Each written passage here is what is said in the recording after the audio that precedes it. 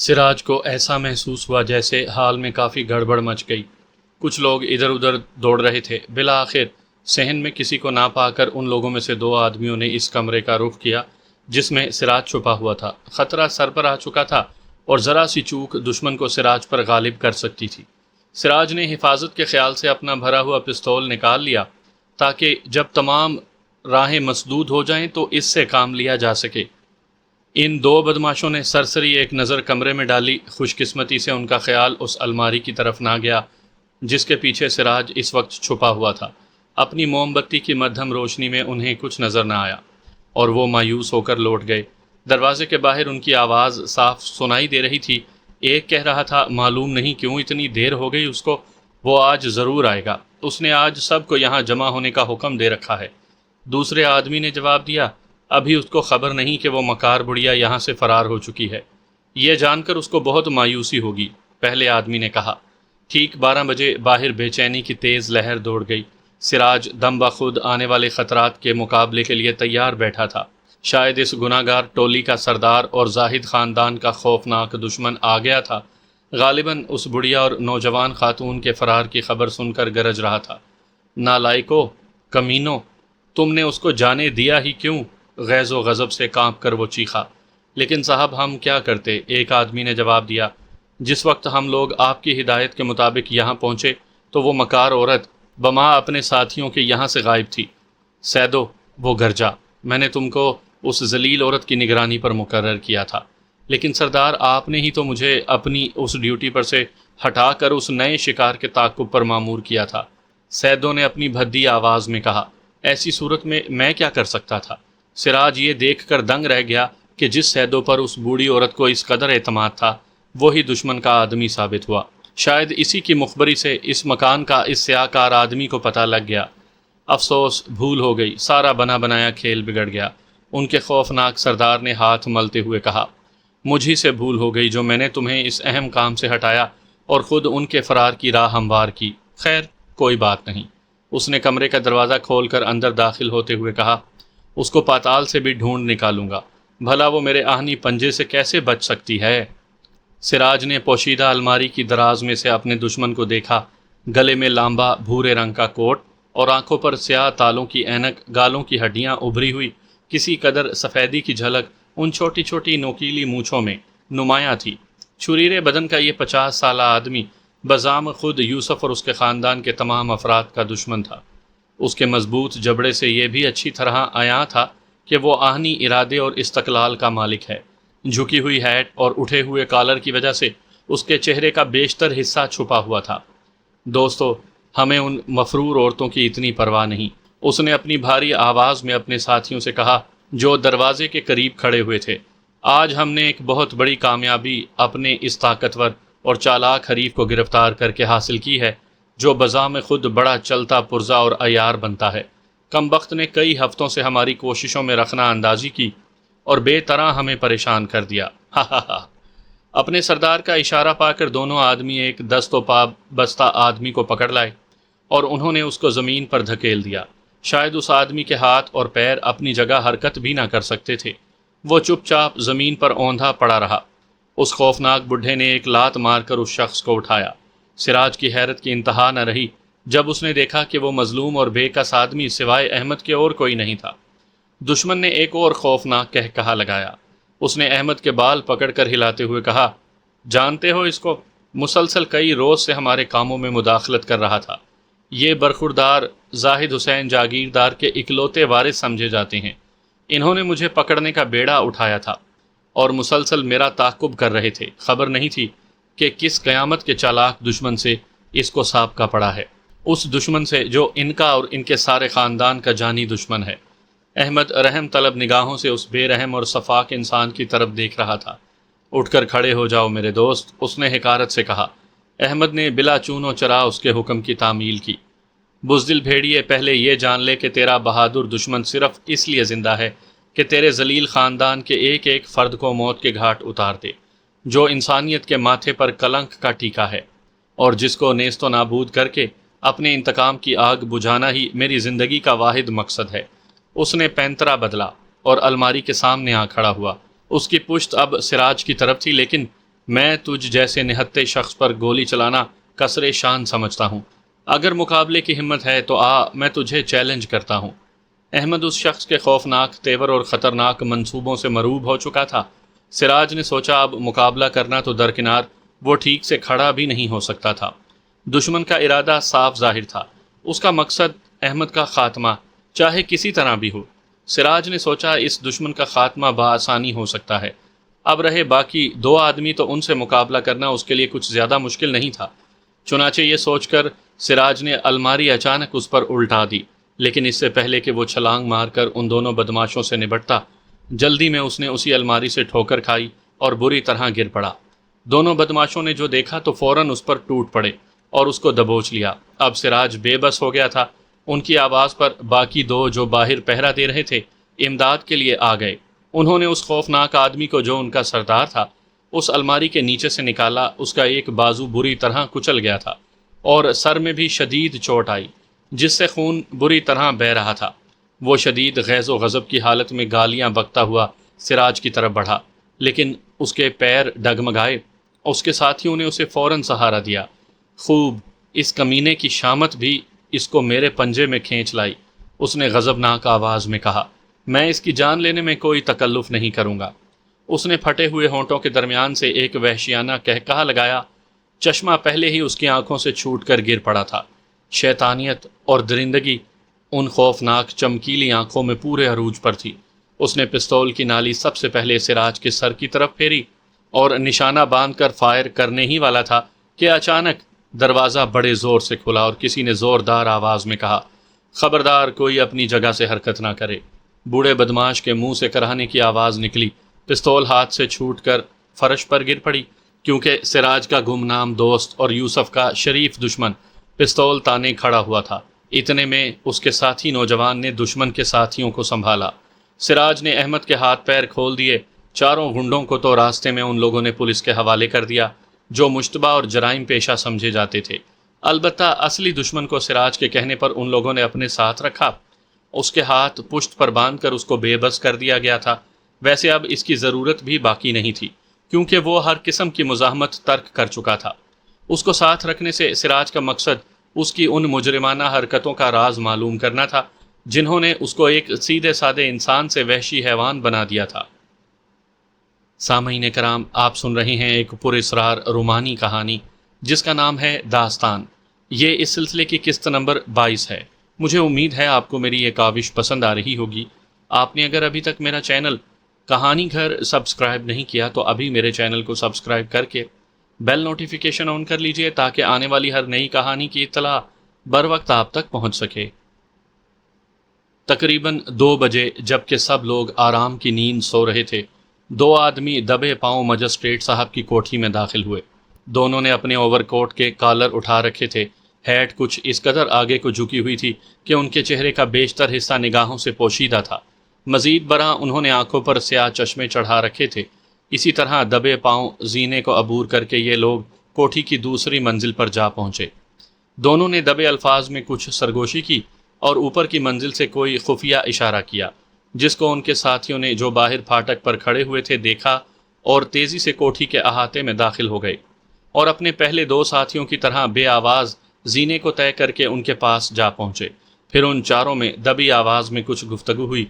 ان کے 2 ساتھی تو مجسٹریٹ صاحب کی لڑکی تاجور کے کمرے کے آگے ہٹ گئے اور باقی 2 آہستہ سے دروازے کو بے آواز کھول کر اندر داخل ہو گئے. دونوں پر اسرار سیاہ پوش اشخاص کے ہاتھوں میں بھرے ہوئے پستول تھے. کمرے میں تاجور ایک کوچ پر لیٹی ہوئی تھی اور نووارد نوجوان خاتون آنکھیں بند کیے کچھ سوچ رہی تھی. اس کا شیرخوار بچہ وہیں اس کے بازو پر سو رہا تھا. تیسری جانب بوڑھی پر اسرار عورت بھی دیوار سے سہارا لگائے اونگ رہی تھی. ان لوگوں کی آہٹ پا کر سب لوگ یکایک چونک پڑے اور انہوں نے حیرت و استجاب سے دیکھا کہ ان کے سامنے 2 نامعلوم اشخاص پستول تانے کھڑے ہیں. پہلے تو انہیں اپنی آنکھوں پر یقین نہ آیا اور اس کو اپنا وہمہ خیال کیا، لیکن ان میں سے ایک آدمی جب آگے بڑھا تو ان لوگوں کے ہوش اڑ گئے. نوجوان خاتون نے جلدی سے اپنے بچے کو سینے سے لگا لیا. بڑھیا خوف اور دہشت سے کانپنے لگی. تاجور حیران تھی کہ یہ کیا ماجرا ہے. اس بچے کو ہمارے حوالے کر دیجئے ورنہ آپ تمام لوگوں کی جانیں خطرے میں ہیں. اس شخص نے جو 2 قدم آگے بڑھ چکا تھا اس نے کہا. کون ہو تم؟ تاجور نے جرت کر کے پوچھا۔ یہاں کس لیے چلے آئے؟ ہم کون ہیں اس کی اطلاع آپ کو کل صبح مل جائے گی، دوسرے آدمی نے جو اب تک دروازے کے پاس کھڑا ہوا تھا کہا۔ آپ ہماری کارروائیوں میں دخل نہ دیجیے، ورنہ شاید بعد میں آپ کے شوہر محترم کو افسوس ہوگا کہ ان کی پیاری بیوی انہیں داغ مفارقت دے کر اس دنیا سے چل بسی۔ لہجہ باروب تھا، ایسے معلوم ہوتا تھا کہ کہنے والا جو کچھ کہہ رہا ہے اس پر عمل کرنے پر وہ پوری طرح قادر ہے۔ پہلے آدمی نے جب دیکھا کہ اس طرح کام نہیں بنے گا تو آگے بڑھ کر اس نے زبردستی اس خاتون کے ہاتھ سے بچے کو چھیننے کی کوشش کی۔ دوسرا پستول تانے تیار کھڑا رہا، لیکن جو ہی ایک لمحے کے لیے اس کی نظر اپنے ساتھی کی طرف گئی، موقع پا کر تاجور نے فائر کر دیا۔ پستول اس کے سرہانے بطور احتیاط رکھا ہوا تھا۔ یکا یک اس شخص کے منہ سے ایک آہ نکل گئی۔ موقع کی نزاکت کا اس کو پورا احساس تھا۔ وہ اپنے زخم کی پرواہ نہ کر کے تاجور پر اس سے پہلے کہ وہ دوسرا فائر کر سکے حملہ آور ہوا، اور ایک ہی جست میں اس کے پاس جا پہنچا اور اس کے ہاتھ سے بزور پستول چھین لیا۔ اب تاجور اس کی آہنی باہوں میں بالکل بے بس تھی۔ اس نامعلوم شخص کے منہ سے ایک زوردار کہا نکلا جس میں فاتحانہ مسرت کا عنصر غالب تھا۔ تاجور کے دونوں ہاتھ اس شخص کے مضبوط ہاتھوں میں تھے۔ اس نے دوسرا ہاتھ نازک اندام لڑکی کی کمر میں ڈال کر اس کو سینے سے چمٹا لیا اور خوب بھینچ کر اس کے گلابی رخساروں اور انابی ہونٹوں کو پرشوق بوسے دینے لگا۔ تاجور نے دشمن کی گرفت میں بے بس ہو کر چھوٹنے کی بہت کوشش کی، لیکن تڑپی اور تڑپ کر رہ گئی۔ نامعلوم دشمن اپنے شکار کی بے بسی سے پورا فائدہ حاصل کر رہا تھا۔ اس ناگوار کشمکش کی وجہ سے کمزور لڑکی بہت جلد تھک گئی۔ اس کی مدافعت اور مزاحمت کی قوت بالکل جواب دے گئی۔ اس نے اپنے آپ کو دشمن کے بازوؤں میں اس کے رحم و کرم پر چھوڑ دیا۔ اس کشمکش سے اس کا سانس پھول گیا تھا اور ہاتھ پاؤں کی قوت بالکل جواب دے گئی۔ اس پر بے ہوشی کی سی کیفیت طاری ہونے لگی۔ مایوس ہو کر اس نے آنکھیں بند کر لیں۔ اس کا جسم بید مجنوں کی طرح کانپ رہا تھا اور دل وفور خوف و ہراس سے تیزی سے دھڑک رہا تھا۔ اس مضبوط اور بلا کے قوی آدمی کا ساتھی بجائے اپنا فرض انجام دینے کے دلچسپی سے اس کشمکش کو دیکھ رہا تھا جس کا انجام یقیناً اس کے ساتھی کے حق میں ہونا تھا۔ لیکن جب غالب دشمن نے بے بس لڑکی کو بے ہوش ہوتے دیکھا تو خلاف توقع اپنی گرفت ڈھیلی کر دی اور تاجور کو سامنے والے صوفے پر بٹھا دیا اور خود اس کے قریب ہی فرش پر دوزانو ہو کر بیٹھ گیا۔ اس شخص کی اس خلاف امید حرکت کا اطمینان بخش نتیجہ بہت جلد برآمد ہوا۔ حیران اور مغلوب تاجور نے جب اپنے آپ کو غنیم کی گرفت اور گستاخی سے آزاد پایا تو اس کے دل کو کسی قدر اطمینان حاصل ہوا اور بے ہوشی کی جو کیفیت اس پر طاری ہونے لگی تھی بتدریج زائل ہونے لگی، لیکن حیرت اور خوف ابھی رفع نہ ہونے پائے تھے۔ وہ آنکھیں پھاڑ کر دہشت زدہ نگاہوں سے اپنے اس عجیب و غریب دشمن کو دیکھ رہی تھی جو اس کے سامنے فرش پر دوزانو بیٹھا ہوا تھا۔ ایک لمحے کے لیے تاجور نے تھک کر اپنی آنکھیں بند کر لیں۔ اس کی سمجھ میں نہیں آ رہا تھا کہ عین اس وقت جبکہ اس کو اپنے مقصد میں کامیابی ہو رہی تھی، اس طرح کیوں وہ اپنے شکار سے دستبردار ہو گیا۔ کہیں یہ وقفہ اس کی سلامتی کے آخری لمحات تو نہیں؟ یہ خاموشی کسی آنے والے طوفان کا پیش خیمہ تو نہیں؟ اس کو اپنا دشمن اس بلی کی طرح خطرناک نظر آ رہا تھا جو چوہے کو اس کے آخری لمحات تک ستا کر ادھموا کر کے اس کی جان لیتی ہے۔ اس تصور ہی سے غریب لڑکی کانپ اٹھی اور دل ہی دل میں خدا سے دعا مانگنے لگی۔ ادھر اس کے دشمن نے اس موقع سے فائدہ اٹھایا جب اس نے تھک کر آنکھیں بند کر لیں تو اس شخص نے اپنا چشمہ اور ہیٹ نکال دیا اور کالر بھی نیچے کر دیا۔ کمرے میں بجلی کے بلب کی مدھم سبز روشنی تھی۔ اس نے مسکرا کر تاجور کا ہاتھ پکڑ کر آہستگی سے اپنی طرف کھینچا۔ تاجور کی روح اس اقدام سے کانپ اٹھی۔ اب اس کو اپنی سلامتی کی کوئی امید نہ رہی۔ بے اختیار وہ اپنے دشمن کے پیروں پر گر پڑی اور روتے ہوئے کہنے لگی، خدا کے لیے مجھے بخش دو۔ اس جملے میں اس قدر مجبوری اور التجا تھی کہ شاید اس کا دشمن بھی بے اختیار اس پر مہربان ہو گیا۔ اس نے نرمی سے اس کی ٹھوڑی پکڑ کر اس کا چہرہ اوپر کیا۔ تاجور کی آنکھوں میں آنسو چھلک رہے تھے۔ اس نے آہستگی سے نظریں اٹھا کر اپنے اس انوکھے دشمن کی طرف دیکھا جو چند ہی لمحات میں اس قدر بدل گیا تھا، حالات کی بنا پر جس کا رحم کھانا غیر یقینی تھا۔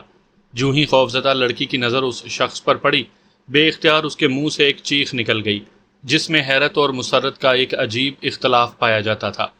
دوسرے ہی لمحے تاجور اپنے اس دشمن کی آغوش میں تھی۔ سامعین اس واقعے سے بخوبی اندازہ لگا سکتے ہیں کہ تاجور کا یہ دشمن سوائے سراج کے اور کوئی نہیں تھا۔ تاجور سراج کے سینے میں منہ چھپا کر دیر تک روتی رہی۔ سراج نے سوچا اس واقعے کی دہشت اور اضطراب سے اس کے اعصاب پر بہت برا اثر پڑا ہے، لہٰذا اس کے آنسو ہی اس اثر کو زائل کر سکتے ہیں۔ تاجور بدستور روتی رہی اور سراج صوفے پر اس کے پہلو میں بیٹھ کر اس کے ریشمی بالوں کو محبت سے سنوارتا رہا۔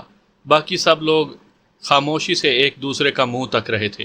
سراج کتنے بے درد ہو تم، تاجور نے سسکیوں کے درمیان کہا، میری جان ہی نکل گئی۔ تاجور، سراج نے محبت سے کہا، میرا ارادہ ہرگز ایسا نہیں تھا، میں تو اس مذاق کو جلد ہی ختم کر دیتا، لیکن تم نے جو پستول سنبھال لیا تو خود مجھے اپنی خیر نظر نہ آئی، ایسی صورت میں بھلا میں کیا کرتا؟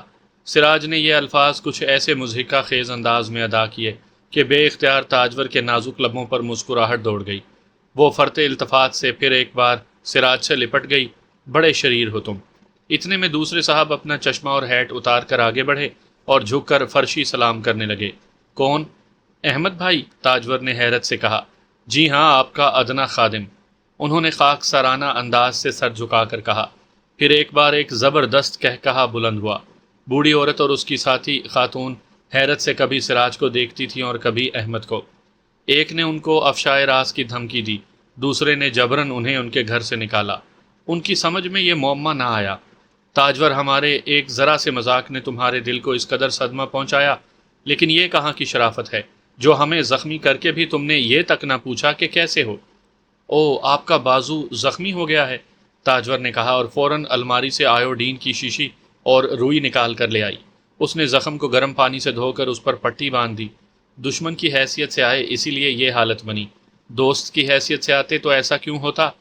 دوست کی حیثیت سے آتے تو زبردستی چھینے ہوئے بوسوں کا لطف کہاں آتا؟ سراج نے شرارت سے مسکرا کر کہا۔ تاجور وفور حیا سے سرخ ہو گئی اور ایک انداز دل ربائی سے بولی، چپ بے شرم۔ اس کے بعد سراج نے نوجوان خاتون سے مخاطب ہو کر کہا، معاف کیجیے، مجھے آپ کا نام نہیں معلوم۔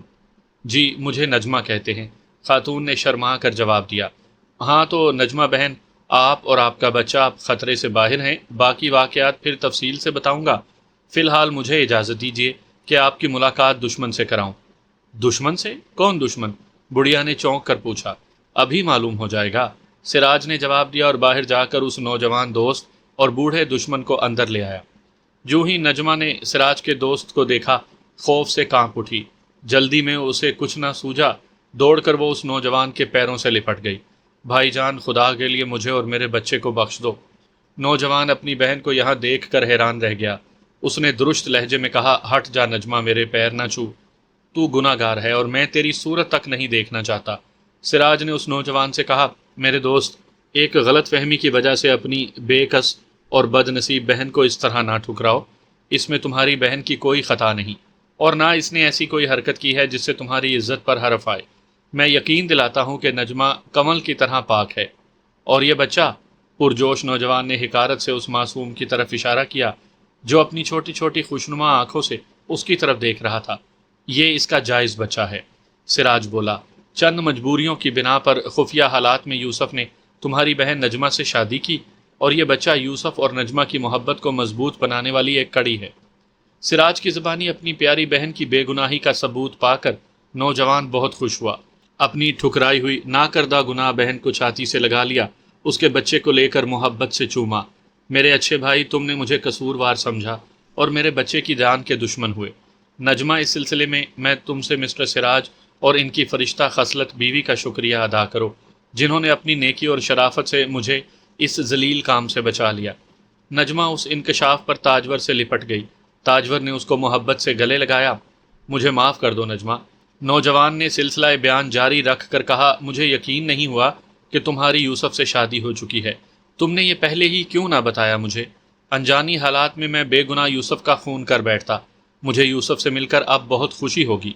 بھائی جان، اگر میں آپ لوگوں کو بتاتی تو بھی کیا فائدہ؟ اپنے بیان کو ثابت کس طرح کر سکتی؟ اس کے علاوہ آپ لوگوں نے تو مجھے خطا کار ٹھہرا ہی دیا تھا اور صفائی کا موقع تک نہ دیا۔ ابا نے اسی وقت مجھے گھر سے نکال دیا۔ اگر بر وقت یہ بیچاری عورت میری ہمت نہ بڑھاتی تو نہ جانے میرا کیا حشر ہوتا۔ زاہد خاندان کے دشمن کو ان لوگوں نے ایک اور کمرے میں قید کر دیا۔ دراصل سراج چاہتا تھا کہ کسی طرح اس بات کا کھوج لگائے کہ ایک آدمی کن حالات میں ایک پورے خاندان کا دشمن بنا۔ یہ گتھی سراج کی سمجھ سے بالاتر تھی اور اس پر وہی آدمی بخوبی روشنی ڈال سکتا تھا۔ رات کے 3 بج چکے تھے اور مجسٹریٹ صاحب کی کوٹھی میں ابھی مہمانوں کے کہکہے گونج رہے تھے۔ ان میں کرخت کہکہے بھی تھے اور نسوانی نکرئی کہکہے بھی۔ تاجور نے اپنے زیر اہتمام گرم کافی اور چند ضروری لوازمات کا انتظام کیا۔ اس کے بعد سراج کی تحریک پر سب سے پہلے اس نوجوان دوست نے، جو نجمہ کا بھائی تھا، اپنا بیان شروع کیا۔ صاحبو، میرے پاس کچھ زیادہ واقعات نہیں ہیں اور نہ کوئی ایسی غیر معمولی اور حیرت انگیز بات ہے جس سے کہ آپ کی طبع نازک کو گرمایا جا سکے۔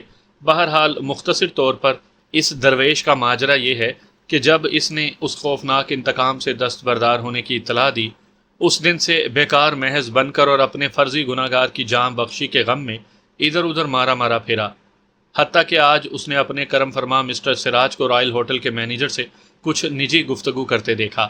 چونکہ خلاف معمول صاحب موصوف کے چہرے پر کسی نامعلوم اضطراب اور تردد کی کیفیت جھلک رہی تھی، تو قدرتی طور پر اس خاکسار کے دل میں یہ خیال پیدا ہوا کہ ضرور صاحب موصوف کسی بہت ہی بڑی مشکل میں مبتلا ہیں۔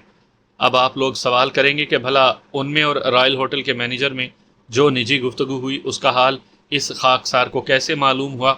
تو اس کا جواب یہ ہے کہ خادم ایک ایسی جگہ بیٹھا گرما گرم چائے سے لطف اندوز ہو رہا تھا جو کہ مینیجر کی نشست سے بالکل ہی قریب تھی۔ اس نے لفظ با لفظ دونوں کی باتیں سنی اور بے اختیار اس کے کان کھڑے ہو گئے، اور فوراً اس نے فیصلہ کر لیا کہ چاہے جان ہی چلی جائے، وہ ضرور اس مصیبت میں اپنے محسن کی مدد کرے گا۔ اتنا کہہ کر نوجوان ایک لمحے کے لیے رکا۔ غالباً وہ یہ دیکھنا چاہتا تھا کہ اس کے بیان کا حاضرین پر کیا اثر ہو رہا ہے۔ جب اس نے ہر ایک کو پوری دلچسپی سے اپنی طرف متوجہ پایا تو آگے بیان کیا۔ اگر اس وقت میں اپنے آپ کو مسٹر سراج سے متعارف کرواتا اور ان کو امداد کی پیشکش کرتا، تو ایک تو تضییع اوقات کا ڈر تھا اور دوسرے یہ خطرہ کہ سراج صاحب جیسے خوددار آدمی کو کسی کی امداد منظور نہ ہو۔ اگر بفرض محال انہوں نے میری خدمات کسی قیمت پر منظور نہ کی تو میرے لیے کیا چارہ کار باقی رہ جاتا۔ چنانچہ میں نے پوشیدہ طور پر مسٹر سراج کا تعاقب کرنا شروع کیا۔ وہ نامپلی سے بس میں سوار ہوئے۔ وہ اوپر کی منزل پر تھے اور آپ کا یہ خادم نچلی پر۔ وہ لکڑی کے پل پر اتر پڑے تو میں بھی وہیں اتر گیا۔ جب وہ کیفے دی صابر میں داخل ہو رہے تھے، میں ایک پان کی دکان پر کھڑا سگریٹ خرید رہا تھا۔ سراج کو فوراً یاد آیا کہ کیفے میں داخل ہوتے وقت اسے ایسا محسوس ہو رہا تھا جیسے کوئی شخص اس کا تعاقب کر رہا ہو، اور جب اس نے فوراً پلٹ کر دیکھا تو ایک آدمی کسی معمولی درجے کے کلرک یا رپورٹر سے مشابہ پان کی دکان پر کھڑا ہوا تھا۔ سراج نے نوجوان کی شرارت آمیز مسکراہٹ کے جواب میں کہا لگایا، واقعی صاحب، آج تک ہم اپنے آپ کو ہی چالاک سمجھتے تھے، لیکن اب ماننا پڑے گا آپ بھی ماہر فن ہیں۔ نوجوان نے مسکرا کر سر کو خم کیا اور پھر اس کے آگے بیان کیا۔ اس طرح مسٹر سراج نے ایک ٹیکسی کرائے کی تو میں نے بھی موقع پا کر اس کے پچھلے حصے میں، جو کہ سفری سامان رکھنے کے لیے مخصوص ہوتا ہے، اپنی جگہ سنبھال لی۔ اس طرح ساتھ ساتھ ہم دونوں اسی چوراہے سے ہو کر بلا ریڈی گوڑا کے ایک تاریک اور غلیظ ترین مقام پر جا اترے۔ ٹیکسی تو وہاں چھوڑ گئی اور پیدل ہی ہم لوگ آگے پیچھے اس ویران مکان کے دروازے تک پہنچے، لیکن فوراً ہی میں نے محسوس کر لیا کہ دشمن نے اس گھر میں قبضہ جما رکھا ہے۔ اس کا علم مجھے اس طرح ہوا کہ سراج صاحب کے اندر داخل ہوتے ہی چند لمحوں بعد ایک آدمی کو میں نے اسی دروازے سے باہر آتے دیکھا، یہ بھی محض ایک ذرا سی دور اندیشی کی وجہ سے کہ کسی اجنبی مقام پر جانے سے پہلے کچھ سوچ بچار کر لینی چاہیے۔ اس آدمی کو تو پشت پر سے ایک کاری وار کر کے بے ہوش کر دیا، اور فوراً اس ٹیکسی پر سوار ہو کے، جو کہ سراج صاحب نے راہ میں روک لکھی تھی، پہلے تھانے پر جا پہنچا، جہاں کا پولیس انسپیکٹر میری جان پہچان کا تھا، اور پولیس کی امداد لے کر فوراً اس مکان پر واپس آیا۔ اس کے آگے جو کچھ ہوا آپ لوگ بخوبی اس سے واقف ہیں کہ کس طرح بر وقت موقع پر پہنچا اور دشمن کی کامیابی کا نشہ چور چور کر دیا۔ سب لوگوں نے نوجوان کا بیان سن کر اس کو مسائی کو بنظر استحسان دیکھا۔ سراج نے کہا، خوب، گویا اس طرح اس ڈرامے کی کامیابی کا سہرا آپ ہی کے سر رہا، کیونکہ اگرچہ پارٹ آپ نے مختصر ادا کیا لیکن وہی کلیدی اہمیت کا حامل تھا۔ بہرحال اپنی ان کاوشوں پر ہماری جانب سے پرجوش شکریہ قبول فرمائیے۔ نوجوان نے نہایت مہذب اور با اخلاق طریقے سے سر کو خم کیا۔ نجمہ کے بھائی کے بعد حاضرین کی خواہش پر احمد نے اپنی رودات سنانی شروع کی، جس کو حاضرین نے حیرت اور دلچسپی سے سنا، کیونکہ احمد کا یہ بیان کاشانہ زاہد کے پر اسرار اور نامعلوم دشمن کی خفیہ سرگرمیوں کو بے نقاب کرنے والا تھا۔ اپنے بیان کا آغاز کرتے ہوئے احمد نے سراج سے کہا، غالباً تمہیں یاد ہوگا کہ میں نے اس ویران مکان اور پراسرار بوڑھی عورت کا حال تم سے ٹرین میں بیان کر دیا تھا کہ کس طرح میں نے پہلی بار اس مکان میں داخل ہو کر اس کے مکینوں کو دھمکایا اور ان سے حالات دریافت کرنے کی کوشش کی۔ اس کے بعد کچھ زیادہ واقعات نہیں ہیں۔ درمیانی کسی اسٹیشن پر اس خطرناک بوڑھے کو دیکھ کر جو نظریں بچا کر فرار ہونا چاہتا تھا، میں فوراً ٹرین سے اتر پڑا اور تم سے چوتھے دن رائل ہوٹل میں ملنے کا وعدہ کیا۔ اس کے بعد تمام وقت میں اس بدماش کے پیچھے لگا رہا۔ اس نے مجھ سے بچ نکلنے کی بتیری کوشش کی، لیکن میں بھی اس آسانی سے اس کا پیچھا چھوڑنے والا نہیں تھا۔ جب اس نے محسوس کیا کہ میری موجودگی اس کی راہ میں بری طرح حائل ہو رہی ہے، تو اس نے سب سے پہلے اس رکاوٹ کو دور کرنا چاہا، کیونکہ وہ نازو کی جان لینے تمہارے گاؤں بھی گیا تھا اور وہاں میری بر وقت مداخلت کی وجہ سے وہ اپنے مقصد میں کامیاب نہ ہو سکا۔ نازو کی جان لینے؟ سراج نے حیرت سے پوچھا۔ ہاں، احمد نے جواب دیا۔ کسی نامعلوم وجہ کی بنا پر وہ اس معصوم لڑکی کا بھی دشمن بن گیا تھا۔ بہرحال اس نے مجھے راہ سے ہٹانے کی ایک ترکیب سوچی۔ غالباً یہ بات بھی وہ سن چکا تھا کہ چوتھے روز یعنی آج کی رات میں تم سے رائل ہوٹل میں ملوں گا۔ اس موقع سے فائدہ اٹھا کر اس نے ایک چال چلی۔ آج شام کوئی 6 بجے کے قریب ایک نو عمر لڑکا ایک چٹھی لے کر آیا۔ اس میں لکھا تھا، میں حیدرآباد آ چکا ہوں۔ اس وقت مصلحت کی بنا پر خیریت آباد میں ایک دوست کے یہاں ٹھہرا ہوا ہوں، اس لیے رائل ہوٹل میں تم سے نہ مل سکوں گا۔ البتہ ٹیکسی بھیج رہا ہوں۔ بہتر یہ ہے کہ تم خود اپنی اولین فرصت میں مجھ سے ملو۔ چند ضروری امور میں مشورہ کرنا ہے۔ خط میں دستخط کی جگہ تمہارا نام لکھا تھا۔ خط چونکہ بگاڑ کر لکھا گیا تھا، اس لیے میں نے سوچا تم نے جلدی میں تحریر کیا ہوگا۔ اس وقت میں جلد از جلد تم سے ملنا چاہتا تھا، اس لیے فوراً تیار ہو کر نیچے آیا۔ ایک ٹیکسی میرے انتظار میں کھڑی تھی، میں اس پر سوار ہو گیا اور ڈرائیور چونکہ ہدایت یافتہ تھا اس لیے فوراً چل پڑا۔ جوں ہی ہم نے لکڑی کا پل عبور کیا اور امیر پیٹھ جانے والی سڑک پر چلنے لگے، سامنے والی برتھ کے نیچے سے وہی بدماش بما پستول کے برآمد ہوا۔ تم میری اس وقت کی پریشانی کا اندازہ نہیں کر سکتے۔ میرے حواس باختہ ہو گئے۔ ہر طرح کی امداد اور آنت سے مایوس ہو کر میں نے اپنے آپ کو اس ظالم کے رحم و کرم پر چھوڑ دیا، کیونکہ صریح الفاظ میں اس نے مجھے نہ دھمکی دی تھی کہ اگر تم نے ذرا سی بھی حرکت کی تو بے تحاشا گولی مار دوں گا، اور اس جیسے پاگل شخص سے کچھ بھی بعید نہیں تھا۔ کار اس مکان کے قریب پہنچ کر رک گئی۔ اس نے ڈرائیور کو معقول انعام دے کر رخصت کر دیا اور میرے ساتھ اس مکان میں داخل ہوا۔ اس کی آواز سن کر اور آدمی اس کی مدد کو آ گئے۔ انہوں نے میرے ہاتھ پیر باندھ کر مجھے بے بس کر دیا۔ اس کے بعد جو کچھ بھی واقعات پیش آئے تم ان سے ناواقف نہیں ہو، لیکن ہاں، اتنا کہے بغیر نہیں رہ سکتا کہ اگر تم اور تمہارے بعد ہمارے یہ محسن بر وقت امداد کو نہ پہنچتے تو میں اس دنیا سے رخصت ہو چکا ہوتا۔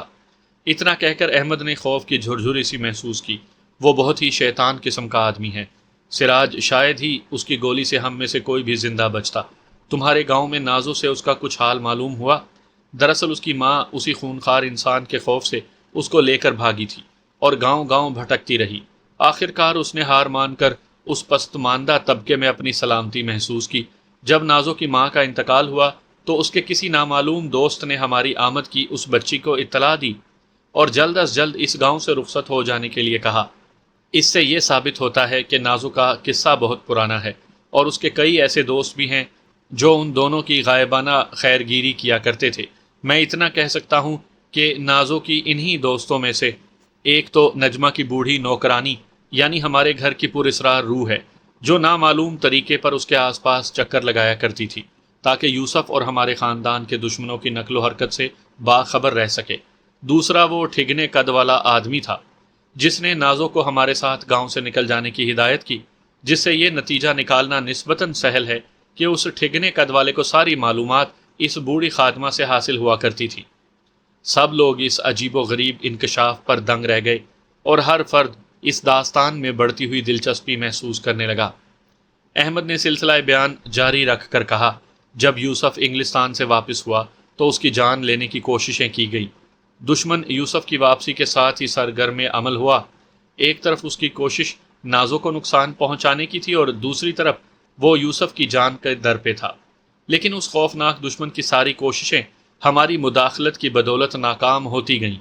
یوسف کے دشمنوں میں 2 آدمی تھے، ایک تو ہمارے کرم فرما یعنی نجمہ کے بھائی صاحب، دوسرا وہ بوڑھا جو کسی دماغی خلل کی بنا پر اپنے آپ کو ایک پورے خاندان کا دشمن سمجھتا تھا۔ اتنا کہہ کر احمد نے اپنا بیان ختم کیا۔ اتنی تفصیلات جان کر بھی ایسا معلوم ہوتا تھا کہ حاضرین ابھی مطمئن نہیں ہوئے۔ ان کے ذہن میں کئی سوالات ایسے پیدا ہوئے جن کا کوئی جواب موجودہ معلومات سے نہیں مل سکتا تھا۔ سب نے ایک دوسرے کا منہ تکنا شروع کیا۔